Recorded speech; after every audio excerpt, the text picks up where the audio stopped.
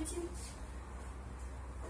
Я пришла с своей племянницей к врачу Эргешеву Баратали. У нее был диагноз киста головы 0,6 мм, искривление позвоночника,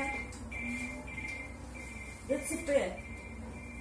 Нам наш врач посоветовал использовать бальзамы и Павлов спрей.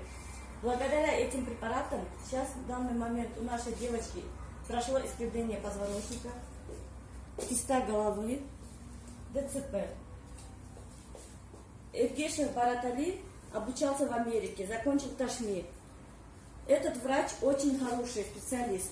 Он знает все самые навыки лечения. Он сейчас занимается лечением этих препаратов. Я вам советую, очень хороший врач, очень хороший специалист. Благодаря ему девочка обошлась без операции, потому что нас направляли в Ташкент на операцию.